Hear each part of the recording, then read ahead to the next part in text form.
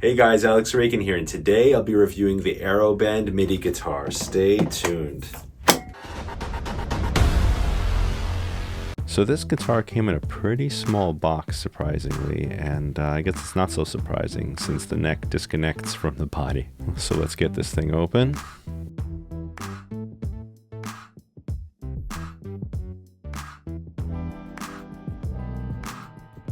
And there you have the guitar. So here's the neck. This very interesting bump where the string would be.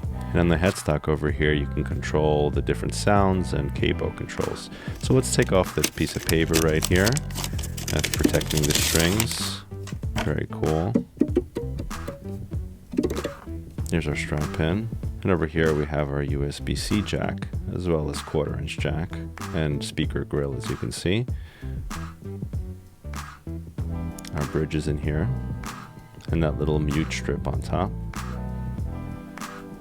And then in here, we can remove the strings, and check that out. It's like an old N64 jack. That's how we plug in the guitar neck. So the neck is pretty thin. Up here we have our headphone jack, as well as microphone jack, volume, and drum volume. So over here in the case, we have a little box of guitar picks, a tool to adjust string tension, USB-C cable, and a manual, as well as product registration. We have some stickers over here. So if you want to play in this chord mode, it's pretty unique.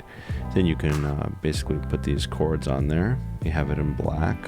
And we also have this in white. Here are some QR codes to scan to get the app. Here's our 1-year warranty. And our user manual.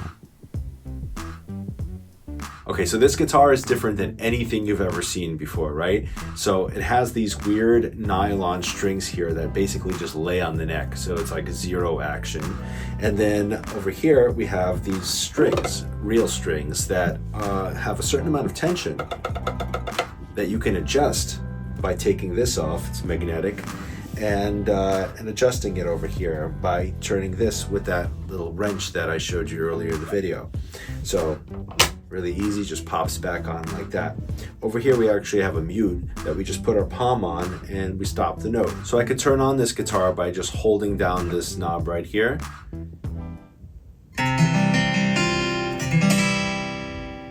Interesting, huh? Over here I actually have a mic volume, so if I decided to plug a microphone in up here, I can. There's a TRS jack up here. There's also a headphone jack if you want to do this in headphones. But I have a piano sound on. That's kind of interesting, right? So there are 9 sounds on board here, which I'll just walk you through here. So here's a piano sound.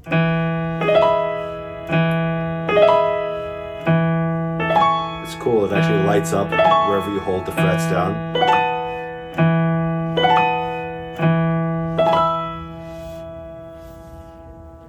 So here's a bass.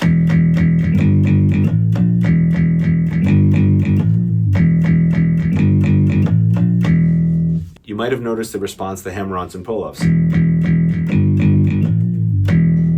So the thing is, you can actually adjust how sensitive the guitar is to hammer-ons and pull-offs in the app and whether it registers them at all. You can also straight up like turn off slides and things like that as well. Here's a banjo. I don't really play banjo much, so that's all I got for you. Here's an acoustic sound.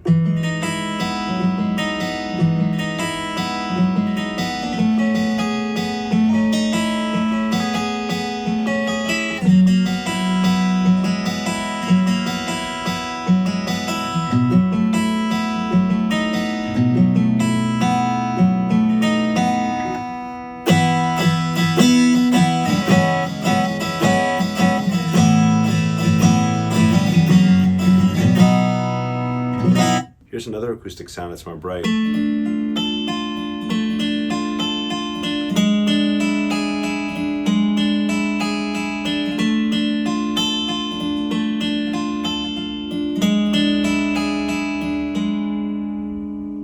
I think this is a nylon string guitar.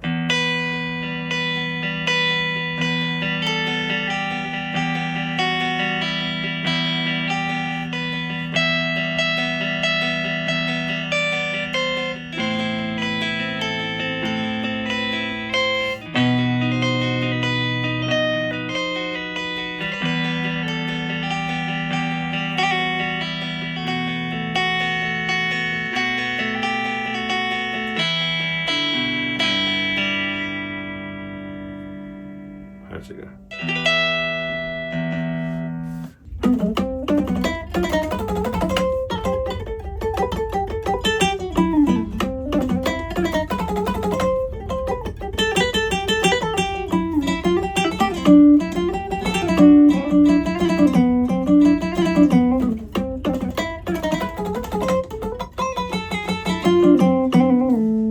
So it tracks pretty well.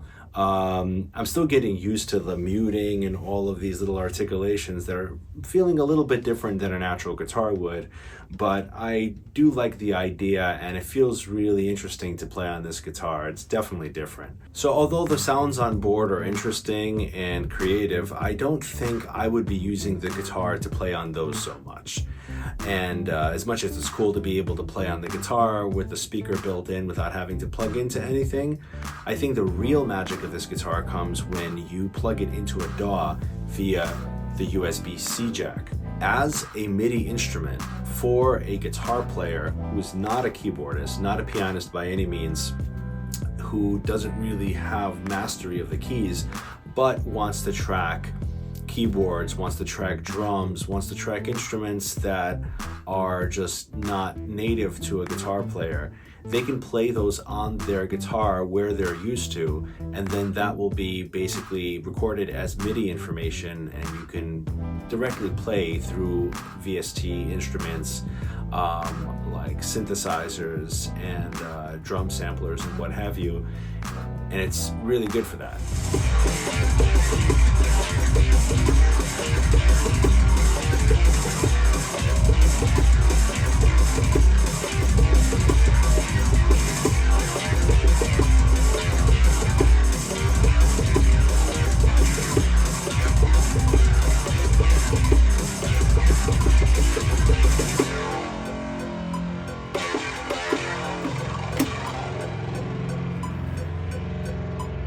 One of the cool things you could do with this instrument is you could actually set it to different tunings in the app, and I'll show you the app soon, but over here you could basically change the capo, and you can go down and up 12 half steps. So right, so now I'm up in G, right? So it's really cool in that way. So this is particularly useful for me if I'm using this guitar as a synth controller and I'm playing in a key that I'm not that comfortable in, or let's say that I want to play it in a key where I would not normally be able to use the open strings, but I want to do some lick like this. It's like, oh, that's not in the right key. Well, this might be.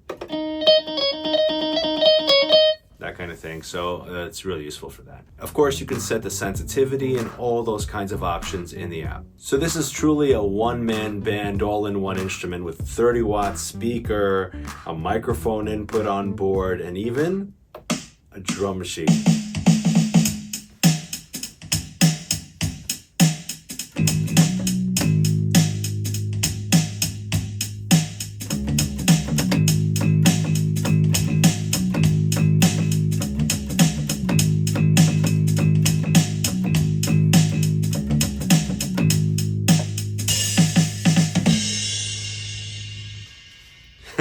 So as you saw in the intro to this video, this neck is detachable, which makes carrying this guitar with you a breeze. It's like it really fits in a small bag. So the AeroBand app actually has interactive lessons if you're a beginner, and if you want to approach playing the guitar in this way, they have you covered. I've been teaching guitar for 20 years, and one of the biggest complaints is finger pain when you're playing, and so this kind of gives you an opportunity to put your hands on strings that really don't affect your fingers at all. You have no strain, no pain. And so in that way, you can have a lot of fun without really having to think about building calluses too much. So I like that about this. So if you're already a guitar player watching this video thinking, okay, can I use this in my workflow somehow? Like, I'm not a beginner, I'm not gonna try to actually play music on these sounds. I would tell you this is definitely a useful tool. And you could do things on this you can't quite do the same on a synthesizer unless you're a pro synth player, but even then you're just not going to approach it the way that you would approach a guitar. So that said, if you're going to set this up as a MIDI controller, I have a few tips for you. So in your DAW, you actually want to set the sample size to like 16 or 32 samples, basically as low as you can go, so there's no delay between you playing and you hearing the sound. That's pretty important. When you're selecting the MIDI input, you basically have to select AeroBand Midi, and that's going to give you what you need. Inside the AeroBand app, you want to set the sensitivity correctly so you don't have a bunch of like muted notes and extra input. All right, I'm loading up the app here on my phone. All right, I loaded up the guitar. Now let's click guitar. Okay, here you see the different tones you have: acoustic finger, acoustic pick, country, pop, classical, piano, bass, banjo, and clavinet. There's actually an option here where it says simplify left hand that we can use easy chords. Using those stickers, we can basically stick onto the neck. And if you click that, now it's going to say easy chord cannot be used when technique is enabled. Now, that's because I have all the articulation enabled, like the hammer-ons and pull-ups and all of that. So I'll show you that here in a moment. Down at the bottom you see capo, so it'll move according to how I set that. And then we have the drum loop over here on the right, where it says loop. And we can change the settings on that between different beats here. And then the volume, of course. And then we have the BPM here, which we can tap the tempo. Okay, so here in the settings, you can see microphone effect. So after inserting the microphone accessory, you can switch the microphone mode. You can turn on the hammer-ons, pull-offs, and slides, and open string hammer-on. And so that's the technique part. So if you turn that off, then you can turn on the whole chord thing. We have the mute bar, and that's currently turned off because the current timbre doesn't support the string slapping. Then we have string setting, and here is where we can actually adjust real cool sensitivities here and velocity. It's cool individual controls. Fret noise, we could turn that on and off. We could turn on the brightness and high, medium, or off for the light that popped up on the side.